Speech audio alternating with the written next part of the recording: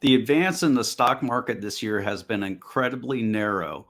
What does it mean? What are its implications? And are we entering a new era?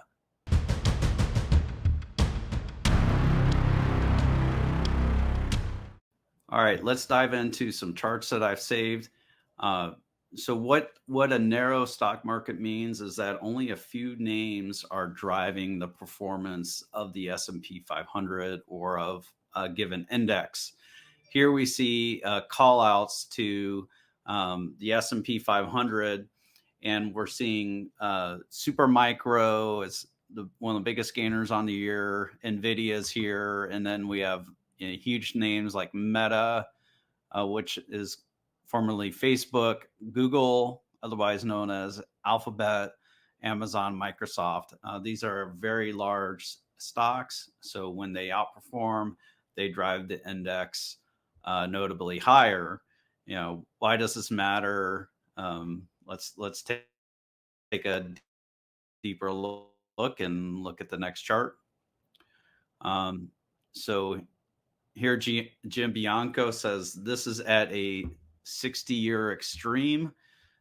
What's the risk? That one day it's the opposite, that five stocks are killing index funds while everything else outperforms. Restated, if we buy an index fund to get diversification, but with record concentration in the index, we're actually not getting it. So what is Jim sharing here? He's sharing the five largest stocks in the S&P 500. It's been kind of high for a number of years. And I would say that we did have some weakness kind of starting in 2021, where it got toward a record high here. Um, and it seems like further gains might be a little tougher to come by, but now it's 29% versus the highest got in 1964 was about 28%, where you had the Nifty 50. I'm not sure when that when that phrase started, but now we have the Magnificent Seven. So it's very narrow. That means that a lot of companies aren't participating. If we look here, a majority of companies are down on the year. Tesla's up on the year as of the time of recording this, but it just came all the way back to do that. But you see, a vast majority of S&P 500 stocks are down on the year. Here we see that there's a lot people are attracted to buying the largest companies because those have done the best. So the relative performance of the small cap Russell 2000 is hitting 23 year lows. So it's been very difficult to own small caps right now. Because investors are just ignoring them, dumping them to buy the largest stocks. Here we see Zero Hedge talking about market breadth. So this is a equally weighted benchmark relative to the regular index. So equally weighted means if you have the S&P 500, each of the 500 names gets equally weighted. So it'd be 0.2%. And then they reweight that, I believe, on a quarterly basis. Maybe it's more often. But each company has that weight. Whereas we just saw from Jim Bianco is that in the actual index for the S&P 500, the top five companies have a weight of 29%. So instead of, if you equally weighted, five companies would have a weighting of 1%. Each five companies would. So what Zero Hedge is, implying here is that, the last time the market got this offsides as far as how equally weighted as done compared to the regular index, we had the great financial crisis. Now, this arrow was in October of 2008. So like the market was already starting to get weak. The market peaked out in around October 2007, before the financial crisis. And I want to share some research that Matt Smith did. And what he's showing here is that when you take the S&P 500, you subtract out the Magnificent Six, which are is Apple, Amazon, Google, Meta, Microsoft, and Nvidia. You take those and you look at the Q1 of this year. So that's through March of 2024, and include the four quarters before that as well.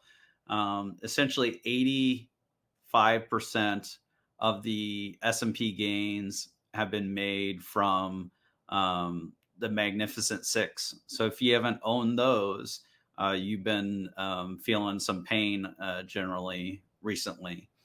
So this is kind of what a lot of diversified investors are feeling right now, is the pain of diversification. It's really hurt them. Small caps have not been in favor. International stocks generally haven't done as well. Small cap international, those haven't done as well. So generally speaking, when you have basically investors are chasing these largest stocks with their money because they're seeing the chart go like this. Now, there's good reason why Nvidia is the place it's been, or it is now. That's because their earnings have greatly increased, their revenues have greatly increased.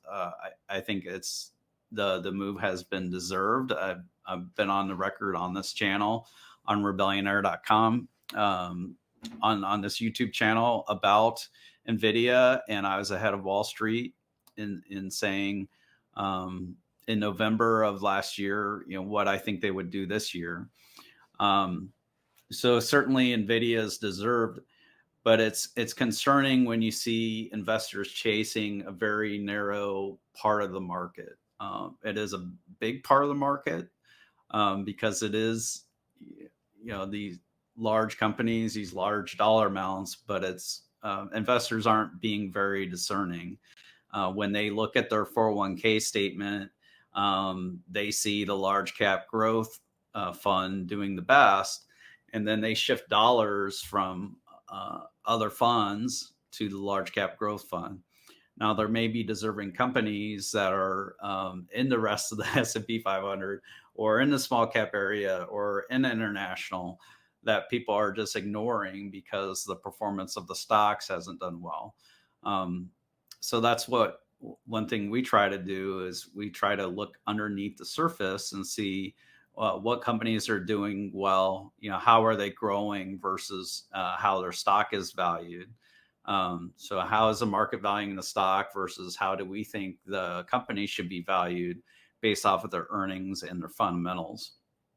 So I don't know if this means we're necessarily heading toward some kind of market correction or crash. But again, this is something to be aware of and to understand a little better. If you're unfamiliar with how the indexes work and how they weight the different stocks, that might be a good place to do some research. You can check it out in Investopedia or other sources like that, or you can check out just ask ChatGPT about how indexes are constructed. Anyhow, I'm Bradford Ferguson, again with Rebellionaire.com. It's been good talking with you. Bye for now.